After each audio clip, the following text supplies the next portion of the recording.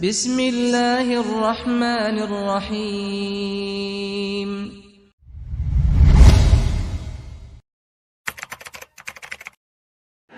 Bismillahirrahmanirrahim. Assalamualaikum warahmatullahi wabarakatuh.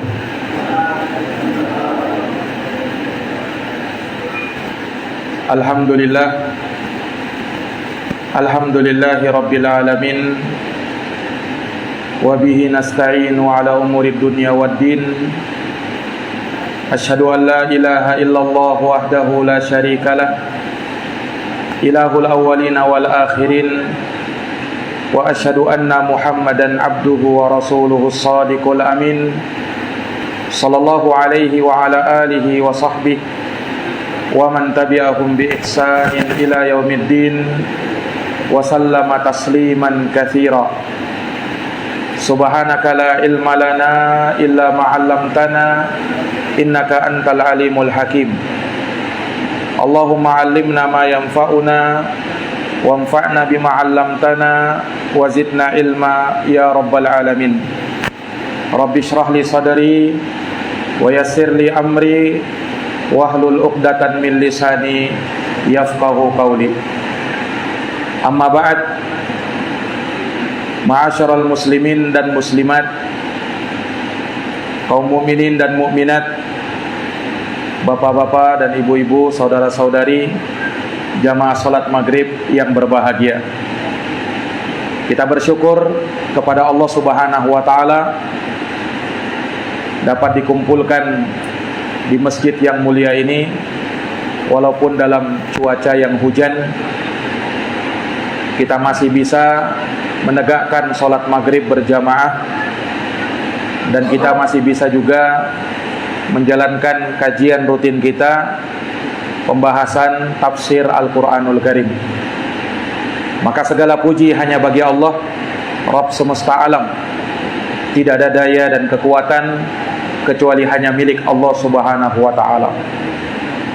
Salawat dan salam semoga terhaturkan, tercurahkan, terkirimkan kepada junjungan kita Nabi Agung, Nabi besar Muhammad sallallahu alaihi wasallam, kepada keluarga dan para sahabat, serta orang-orang yang senantiasa meniti jalannya sampai hari kiamat. Ma'asyiral muslimin, Bapak Ibu yang dimuliakan oleh Allah, melanjutkan tafsir dari suratul A'la. Telah kita bahas ayat yang kedua dari surat yang mulia ini, yaitu firman Allah Subhanahu wa taala, alladzi khalaqa fasawwa. Dialah Allah yang menciptakan kemudian menyempurnakan ciptaannya tersebut. Kemudian kita akan menyinggung ayat yang ketiga dari surat yang mulia ini, firman Allah Subhanahu wa taala, walladzi qaddara fahada. Ayat ini yang akan kita kaji pada malam hari ini. Allah Subhanahu wa taala berfirman, walladzi qaddara fahada. Dialah Allah yang mentakdirkan kemudian memberikan hidayah. Walladzi qaddara fahada artinya dialah Allah yang mentakdirkan dan yang memberi hidayah. Maka ayat ini masih menjelaskan tentang mengapa kita bertasbih, mensucikan Allah Subhanahu wa taala dari segala aib dan kekurangan. Di ayat yang kedua sudah berlalu, sebab Allah yang menciptakan kita. Allah yang menciptakan seluruh yang ada di dunia ini. Kemudian ciptaan Allah itu maha sempurna. Maka kalau begitu, puji Allah Subhanahu wa taala. Bertasbih, sucikan Allah Subhanahu wa taala. Kemudian sebab yang lain, sebab Allah yang mentakdirkan, dan Allah pula yang memberi hidayah. Allah yang memberi hidayah. Para jamaah yang dirahmati oleh Allah, dua perkara disebut di dalam ayat yang ketiga ini. Yang pertama, walladzi qaddara. Dialah Allah yang mentakdirkan. Apa yang Allah takdirkan? Tidak disebut di dalam ayat ini. Sama seperti ayat sebelumnya. Alladzi khalaqa fasawwa. Allah yang mencipta dan menyempurnakan ciptaannya. Apa yang Allah cipta tidak disebut objeknya. Dalam ayat ini juga seperti itu. Maka faedahnya apa? Untuk melingkup segala sesuatu. Maka tidak disebutkan objeknya, siapa, apa yang ditakdirkan itu menunjukkan apa? Keluasan takdirnya Allah. Dan Allah Subhanahu wa taala mentakdirkan segala sesuatu. Semuanya tanpa terkecuali tidak akan lepas dari takdir Allah Subhanahu wa taala. Allah yang tetapkan dan Allah yang tuliskan. Ini para jamaah sekalian yang dirahmati oleh Allah. Ini ayat semakna dengan firman Allah di surat Al-Furqan ayat yang kedua. Allah berfirman, wa khalaqa kulla syai'in faqaddarahu taqdira. Dan Allah menciptakan segala sesuatu, kemudian mentakdirkannya dengan sebenar-benarnya pentakdiran.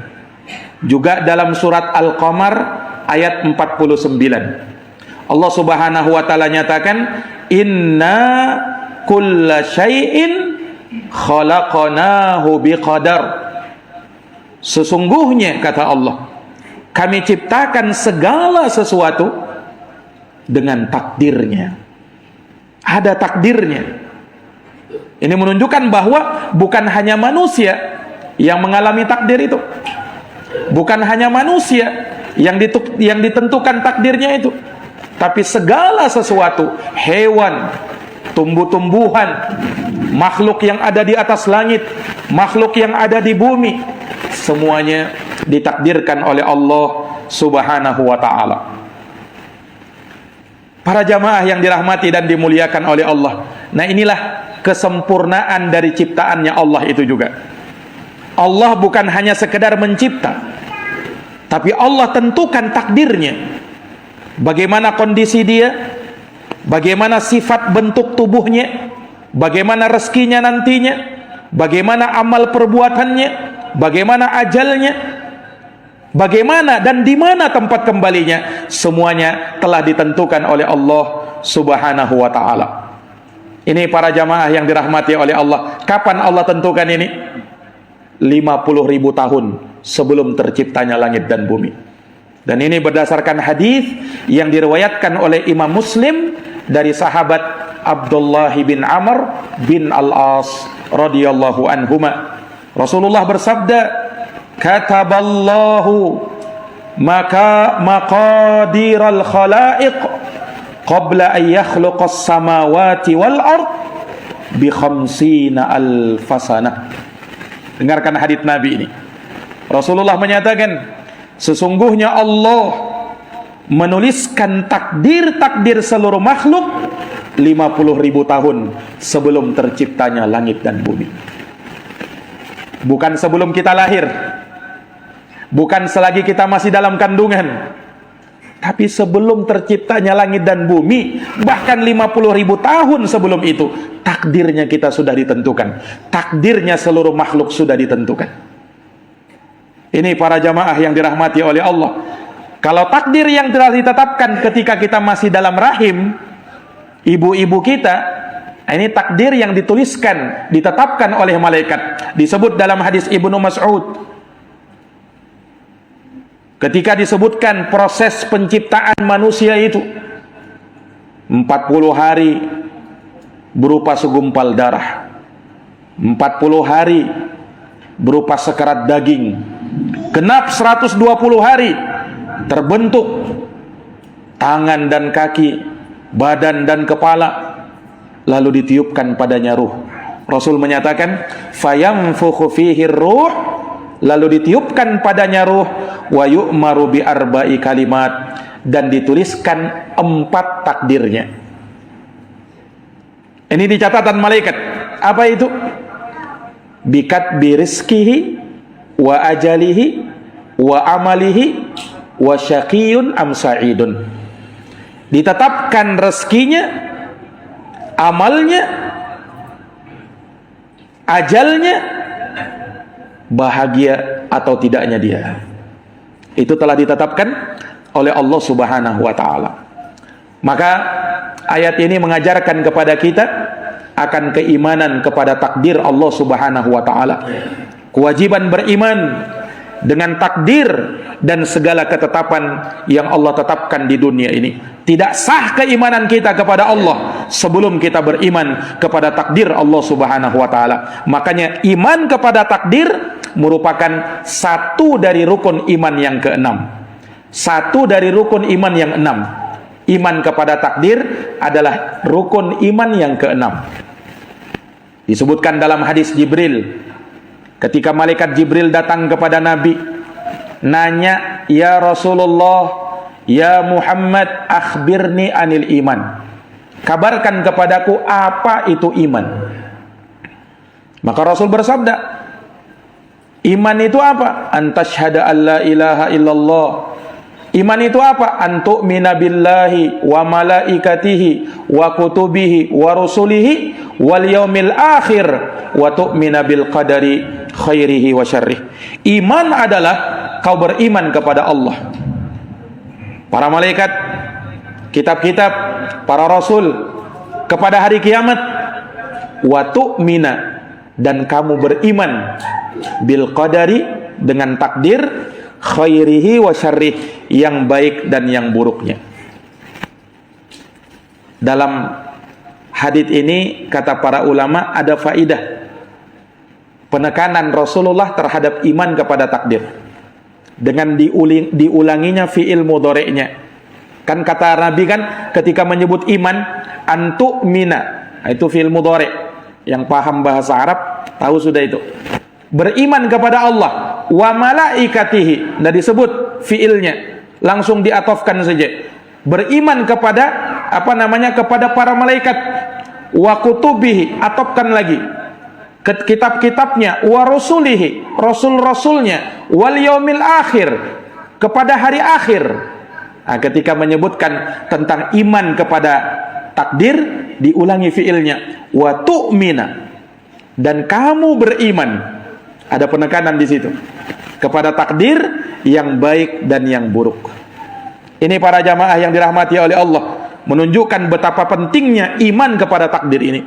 Dan memang terbukti jamaah sekalian, kerusakan yang pertama terjadi, kesalahpahaman yang pertama terjadi, penyimpangan yang pertama terjadi dalam urusan agama ini adalah penyimpangan dalam urusan takdir. Sampai Imam Muslim dalam kitab sahihnya menyebutkan hadis pertama terkait dengan masalah iman kepada takdir. Ada 2 orang tabi'in mulia yang bernama Humaid bin Abdurrahman dan Yahya bin Ya'mur. Mereka seorang tabi'in, muridnya sahabat Nabi, datang ke kota Makkah mau berjumpa dengan sahabat. Rasul ketika itu sudah tiada, beliau sudah wafat. Maka mereka mencari sahabat Nabi yang masih hidup, yang sekiranya bisa dimintai fatwa. Datanglah mereka ke Makkah, berjumpa dengan sahabat Abdullah ibnu Umar. Maka 2 orang tabi'in yang mulia ini bertanya kepada Ibnu Umar, "Wahai Ibnu Umar, di tempat kami di Basrah, di kota Irak sekarang ini, ada seorang yang dia itu baca Quran. Tetapi orang ini berkata, al-amru unuf. Perkara itu kalau terjadi, ya terjadi begitu saja. Allah tidak tahu sebelum terjadinya." Nah, ini mengingkari ilmunya Allah. Mendengarkan hal itu, Ibnu Umar langsung berkata, idza lakita ulaik, kalau kau berjumpa dengan orang-orang seperti itu, fa akhbirhum anni bari'um minhum wa annahum bura'um minni. Kabarkan kepada dia, kabarkan kepada mereka bahwa aku berlepas diri dari mereka, mereka pun berlepas diri dari saya. Fawalladhi yahlifu bihi Abdullah bin Umar law anna li ahadihim misla Uhudin dahaba ma qabilallahu minhu hatta yu'mina bil qadar. Kata beliau rahimahullah, demi yang jiwa Abdullah bin Umar bersumpah dengannya, andaikan mereka punya emas sebesar gunung Uhud, lalu mereka infakkan itu, emas sebesar gunung Uhud. Pernah lihat gunung Uhud, Pak? Gunung Uhud itu lebarnya menurut penelitian, panjangnya sekitar 8 km.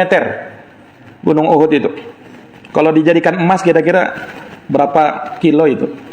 Bukan berapa kilo, berapa ton itu? Andaikan mereka punya emas sebesar gunung Uhud, lalu mereka infakkan, Allah tidak terima infak mereka sampai mereka beriman kepada takdir. Menolak iman kepada takdir sama saja dengan kekafiran. Cacat imannya. Walaupun kau beriman kepada Allah, walaupun kau beriman kepada Rasul, walaupun kau beriman kepada kitab-kitab, walaupun kau beriman kepada hari kiamat, tapi kalau kau tak beriman kepada takdir, batal semua iman itu. Makanya rukun iman yang 6 itu, Rasul SAW sebutkan, harus diimani semuanya. Jangan hanya sebagiannya saja, kemudian mengkufuri sebahagian yang lain. Ini para jamaah yang dirahmati dan dimuliakan oleh Allah. Ini menunjukkan kepada kita betapa besar kedudukan iman kepada takdir Allah Subhanahu wa ta'ala.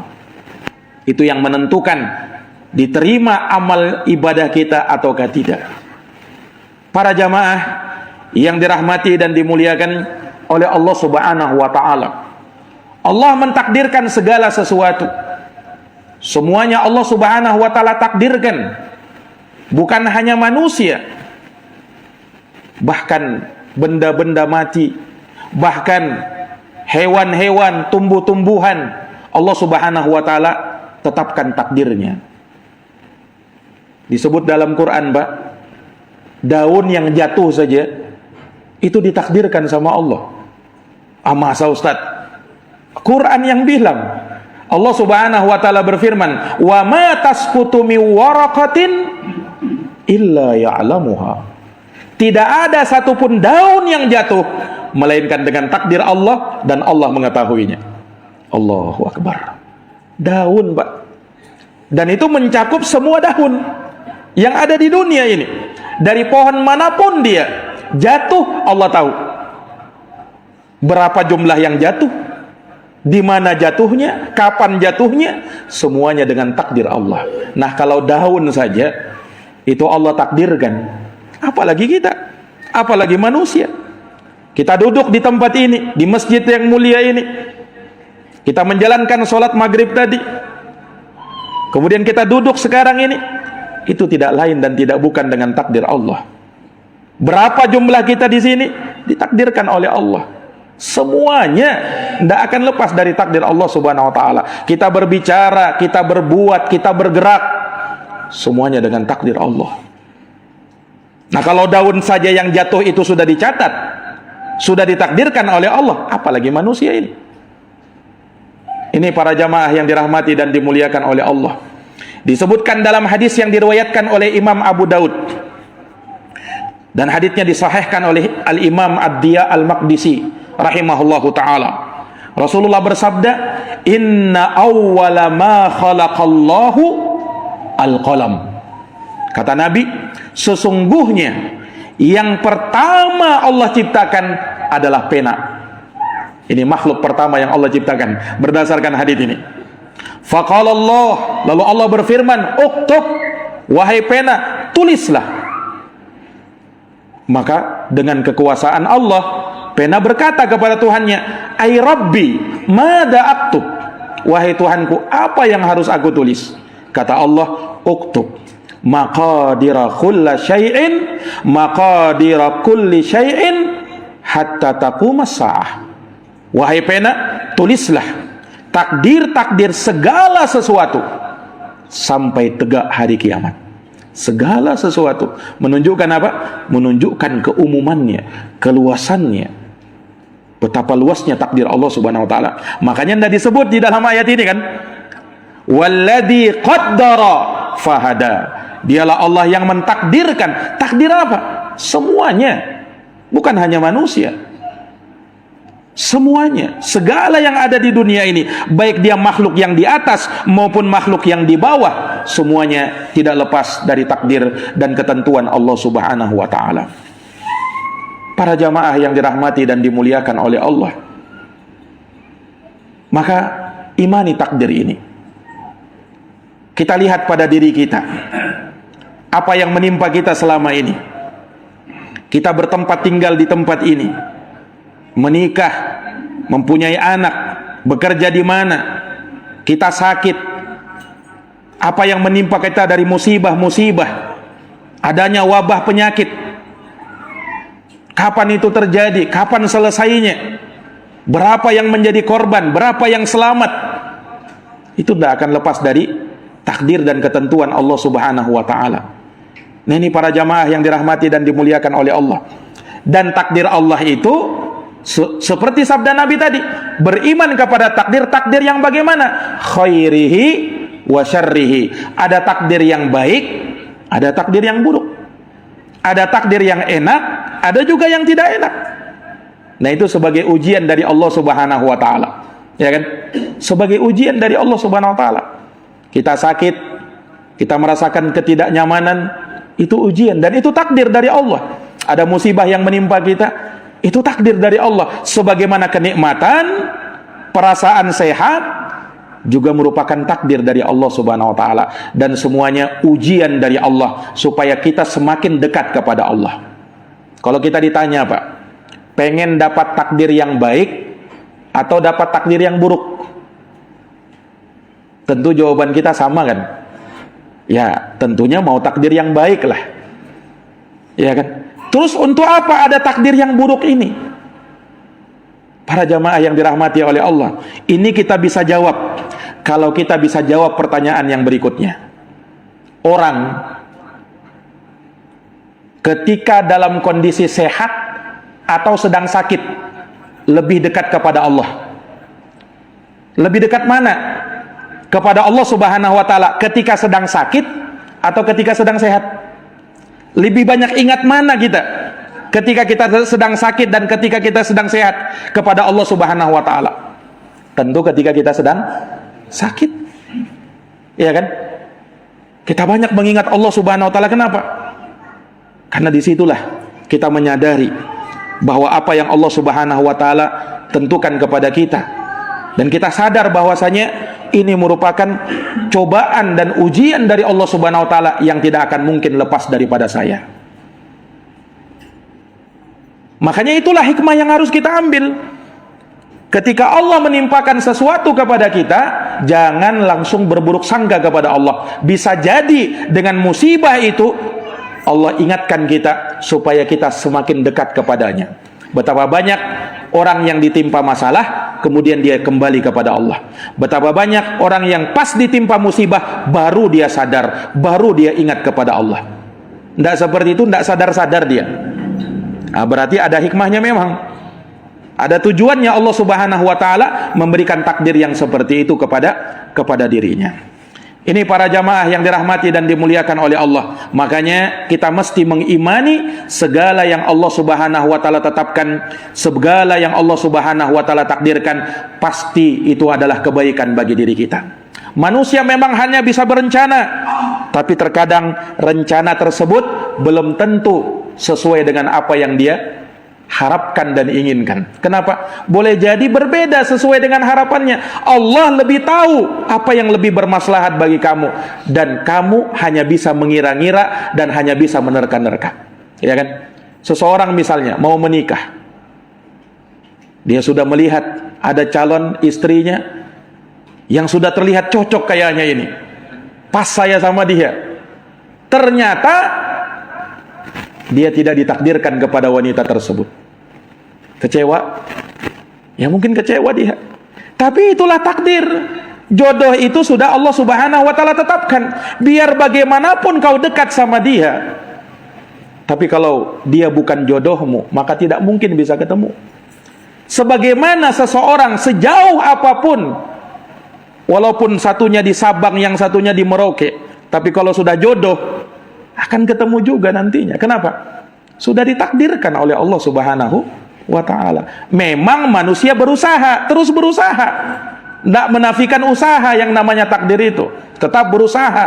Tetapi imani, pas sudah terjadi, inilah takdir saya. Dan itulah yang terbaik bagi saya. Kita mau bekerja misalnya, kita sudah melamar pekerjaan, sudah cocok kita rasanya dengan pekerjaan itu. Ini kayaknya bagus ini, sesuai dengan saya. Ternyata dia tidak dapatkan pekerjaan itu. Imani bahwasanya inilah takdir saya. Dan apa yang Allah takdirkan kepada saya, pasti itu yang terbaik. Rasulullah sallallahu alaihi wasallam pernah bersabda, "Innallaha la yaqdi lil mu'min qada'an illa kana khairan lahu." Sesungguhnya Allah Subhanahu wa taala tidaklah mentakdirkan kepada setiap makhluk, kepada setiap orang yang beriman suatu takdir, melainkan itu adalah hal yang terbaik bagi dirinya. Itulah hal yang terbaik bagi dirinya. Nah, karena Allah lebih tahu apa yang bermaslahat bagi kita. Kita hanya sekedar bisa berencana, kita hanya sekedar bisa mengira-ngira, mungkin ini yang baik, tapi Allah yang lebih tahu. Allah yang lebih tahu. Nah, subhanallah, kalau kita betul-betul beriman kepada takdir, para jamaah yang dirahmati oleh Allah, kalau kita betul-betul beriman kepada takdir, maka segala yang kita hadapi di dunia ini akan terasa ringan insya Allah. Tidak mudah frustasi dia dalam menghadapi masalah itu. Tidak mudah putus asa dia dalam menghadapi masalah yang sekarang menghampiri dirinya. Kalau orang tak dekat dengan Allah, kalau orang tak beriman kepada takdir, ada masalah frustasi dia, ada masalah cepat putus harapan dia. Parahnya lagi, ketika datang masalah bunuh diri dia. Na'udzubillahi min dzalik. Ini tak beriman kepada takdir Allah Subhanahu wa taala. Kalau dia beriman kepada takdir, yakin ini ujian dari Allah dan Allah tak mungkin mendolimi saya. Allah inginkan ada hikmah dari ujian ini. Ada sesuatu di baliknya. Allah tidak mentakdirkan kepada setiap mukmin suatu takdir apapun itu, melainkan pasti berbuah kebaikan. Yakini para jamaah sekalian yang dirahmati oleh Allah, supaya hidup kita itu enak, tenang, apapun yang kita hadapi selalu nyaman kita. Makanya orang beriman itu paling bahagia hidupnya. Kata Nabi SAW, ajaban li amril mu'min, sungguh saya takjub, kata Nabi, terhadap kehidupan orang beriman. Kenapa? Kullu umurihi khairun, kata Nabi. Semua urusannya pasti baik. Bagaimana itu? In asabathu sarra'u syakar. Kalau dia ditimpa suatu yang nikmat, menghampiri dia yang enak-enak, dia bersyukur kepada Allah, maka kesyukurannya itu berbuah kebaikan bagi dirinya. Wa in asabathu darra'u sabar, fakana khairallah. Kalau dia ditimpa sesuatu yang tidak mengenakan, musibah-musibah, dia sabar, maka kesabaran itu berbuah kebaikan bagi dirinya. Subhanallah. Makanya orang yang beriman paling enak hidupnya dia, karena dia punya keimanan kepada Allah Subhanahu wa ta'ala. Nah, ini para jamaah yang dirahmati oleh Allah, apapun itu menimpa kita, kalau sudah ditakdirkan tidak mungkin meleset. Wa'lam annama akhta'aka lam yakun liyusibaka wa ma asabaka lam yakun liyukhti'aka. Kata Nabi, ketahuilah apapun yang tidak mengenai dirimu, maka tidak mungkin bisa mengenai dirimu. Dan apapun yang pasti mengenai dirimu, maka tidak boleh tidak, pasti akan mengenai dirimu. Semuanya sudah ditakdirkan oleh Allah Subhanahu wa ta'ala dan sudah ditetapkan oleh Allah. Lah kalau begitu untuk apa beramal, Ustaz? Kan sudah ditetapkan oleh Allah. Harus kita tetap beramal, harus kita tetap berusaha, harus kita tetap bekerja. Kenapa? Karena kita tidak tahu takdir kita, Pak. Ya kan? Siapa yang tahu takdirnya? Tidak ada yang tahu takdirnya. Kalau begitu tetap berusaha. Makanya Nabi perintahkan tetap beramal. Kalau orang amalannya baik, akan dimudahkan kepada urusannya yang baik, sehingga takdirnya akan berbuah baik.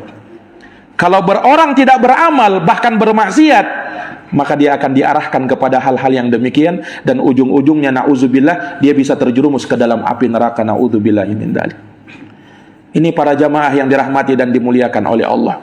Kemudian dalam iman kepada takdir itu harus kita meyakini bahwa hanya Allah satu-satunya yang tahu dan yang paling tahu mana yang terbaik bagi kita.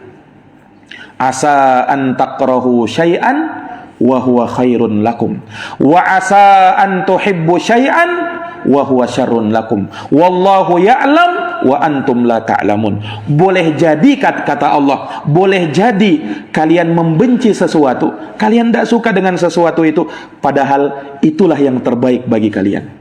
Dan boleh jadi kalian menganggap baik sesuatu, kalian suka dengan sesuatu itu, padahal itu yang terburuk bagi kalian. Sebab Allah yang lebih tahu dan kalian tidak tahu. Kata Allah Subhanahu wa ta'ala. Makanya jangan terburu-buru memaki, jangan terburu-buru langsung mencaci, jangan terburu-buru langsung tidak ridha. Lihat hikmahnya, lihat apa yang di belakang itu, lihat rahasianya apa kira-kira. Ini para jamaah sekalian yang dirahmati oleh Allah. Sehingga dengan hal tersebut kita akan semakin mudah ridha dengan segala ketetapan Allah. Apapun yang menimpa kita, ridha. Apapun yang menimpa kita, tanamkan keridhaan dalam diri. Ini para jamaah, inilah solusi dalam setiap masalah yang kita hadapi. Kalau ada keimanan kepada takdir, tenang itu hatinya. Ini takdir saya ini. Nah, sehingga dia tidak akan gusar, dia tidak akan menggerutu, dia tidak akan marah-marah kepada Allah Subhanahu wa ta'ala. Tapi dia mengambil hikmah terhadap segala yang menimpa dirinya. Koreksi diri, introspeksi diri. Ini para jamaah yang dirahmati dan dimuliakan oleh Allah Subhanahu wa ta'ala. Lihat Pak, para nabi dan para rasul. Tidak usah jauh-jauh, misalnya kisah yang Allah ceritakan penuh dalam Quran, kisahnya Nabi Yusuf. Pak, kisahnya Nabi Yusuf itu kira-kira awalnya itu baik atau buruk? Yang menimpa Nabi Yusuf itu baik atau buruk takdirnya? Buruk, ya kan? Apa yang menimpa Nabi Yusuf? Di masa kecilnya saudara-saudara Yusuf dengki kepada Nabi Yusuf. Akhirnya mereka bersekongkol ingin membuang Nabi Yusuf di sumur. Lihat, Nabi ini Pak, takdirnya seperti itu. Ketika itu dipungut oleh orang yang datang itu, kemudian dijual sebagai budak. Nabi Yusuf Pak, dijual sebagai budak. Kemudian diambil oleh seorang Al-Aziz. Ketika dia tumbuh dewasa, digoda lagi sama istrinya. Digoda lagi sama istrinya. Sampai apa? Akhirnya Nabi Yusuf dipenjarakan. Subhanallah. Lihat cobaan-cobaan yang menimpa Nabi Yusuf. Tapi Allah punya rencana di balik apa yang menimpa Nabi Yusuf. Lihat, bertahun-tahun Nabi Yusuf di penjara Pak, dalam keadaan beliau sama sekali tidak bersalah. Sama sekali tidak bersalah. Akhirnya Allah takdirkan kebaikan bagi Nabi Yusuf ketika itu. Allah jadikan sang raja bermimpi. Kemudian dia minta supaya orang-orang bisa mentakwilkan mimpinya. Tidak ada yang bisa mentakwilkan mimpinya sang raja. Maka temannya Nabi Yusuf yang bebas teringat dengan Nabi Yusuf. Oh, ada satu orang yang ahli dalam takwil mimpi. Nabi Yusuf, sekarang dia di penjara. Ada di penjara, dipanggil Nabi Yusuf. Ditakwilkannya mimpi sang raja dan tepat sesuai dengan takwilnya Nabi Yusuf alaihissalam. Maka sang raja bebaskan, bahkan diangkat sebagai bendaharawan Mesir. Ketika itu Nabi Yusuf alaihissalam menjadi orang yang berkuasa di Mesir tatkala itu. Subhanallah. Sehingga tuduhan-tuduhan yang jelek kepada beliau diangkat oleh Allah Subhanahu wa ta'ala. Akhirnya beliau pun menjadi seorang raja, Nabi Yusuf. Lihat bagaimana rencana Allah Subhanahu wa ta'ala. Memang awalnya seperti itu, tapi akhirnya bagaimana? Berbuah kebaikan. Demikianlah takdir Allah Subhanahu wa ta'ala kepada manusia. Jadi jangan langsung kita berburuk sangka kepada Allah ketika ada masalah menghadapi kita, ketika ada suatu musibah yang menimpa diri kita. Belum tentu hal tersebut adalah kejelekan bagi diri kita. Bisa jadi itu berbuah kebaikan yang kadang kita tidak menyadarinya.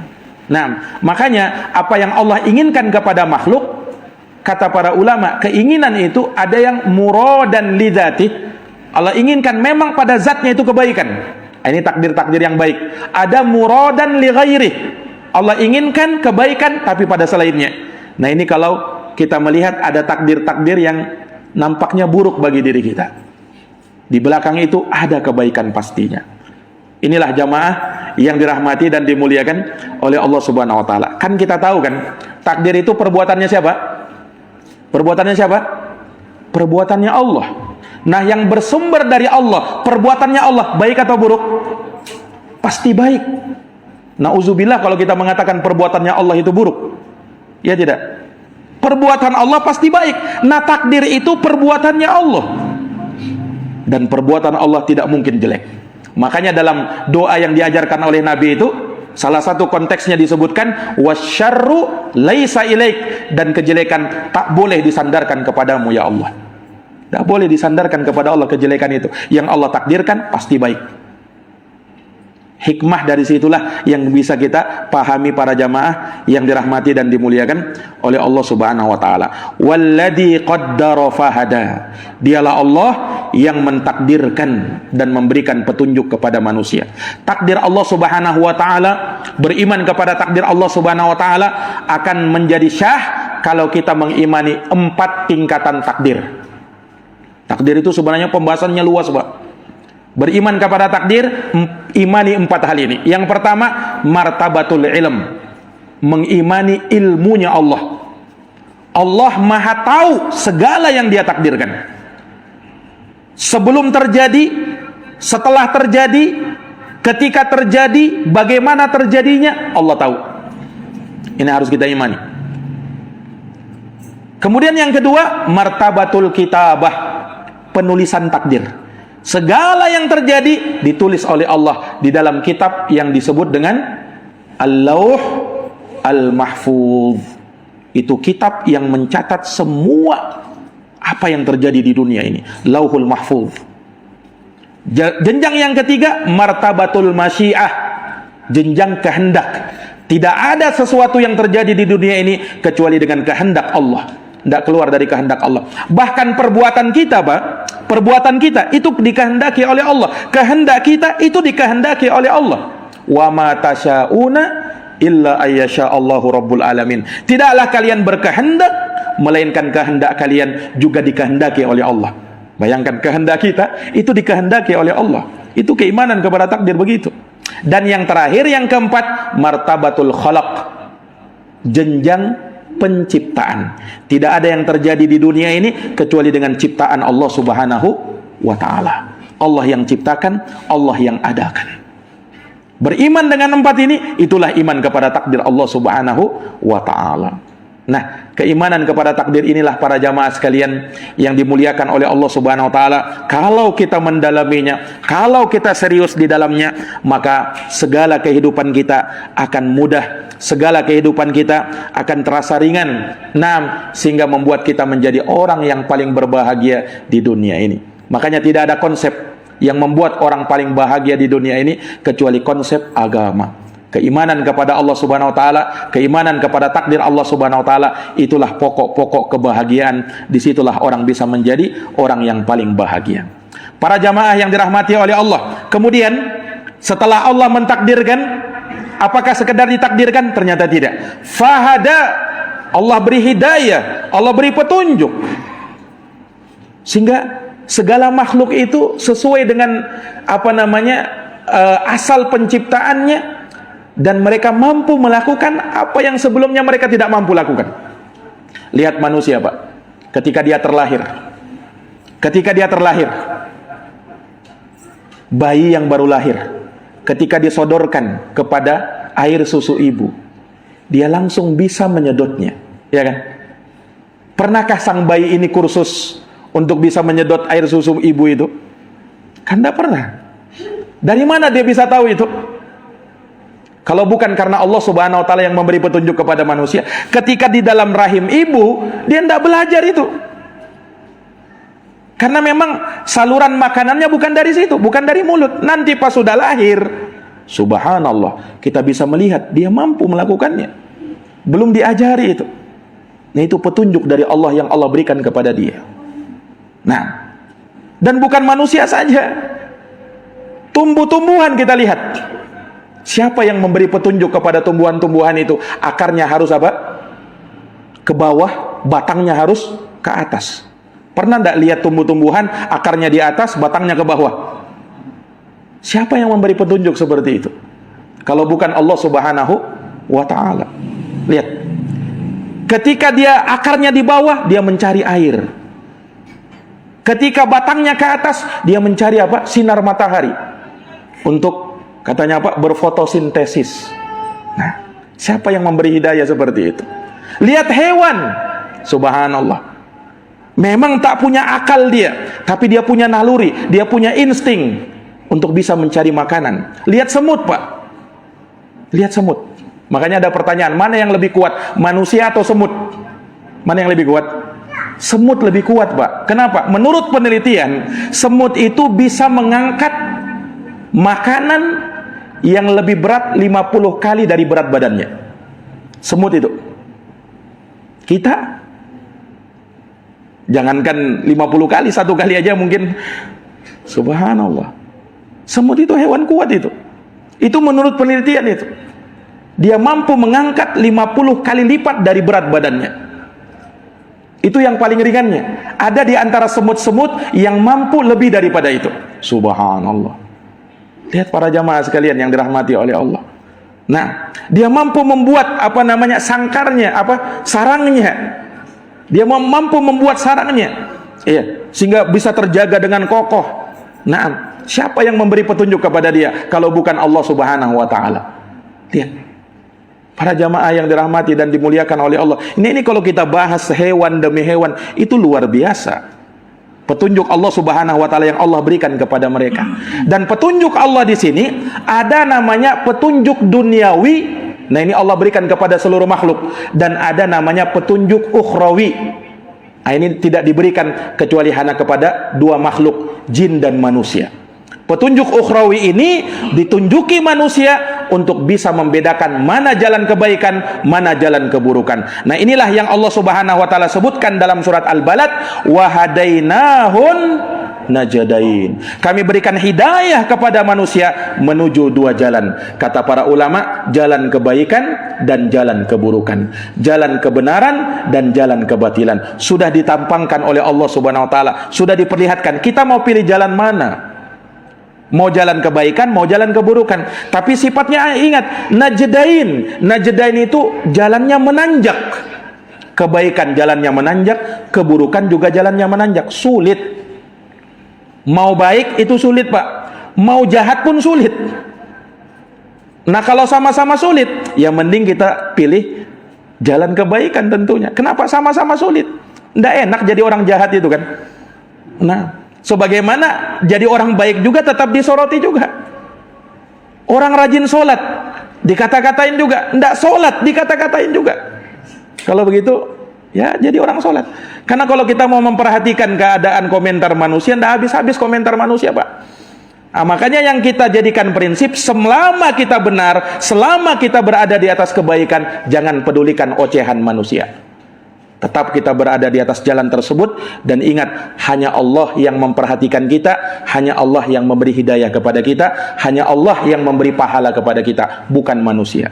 Manusia hanya bisa berkomentar. Nah, dia tidak bisa memberikan apa-apa kepada kita, tetapi Allah lah yang memberikan hidayah dan petunjuknya kepada kita. Nah, ini para jamaah yang dirahmati dan dimuliakan oleh Allah. Maka ini ayat yang ketiga dari surat Sabbihisma rabbikal a'la, surat Al-A'la, walladzi qaddara fahada.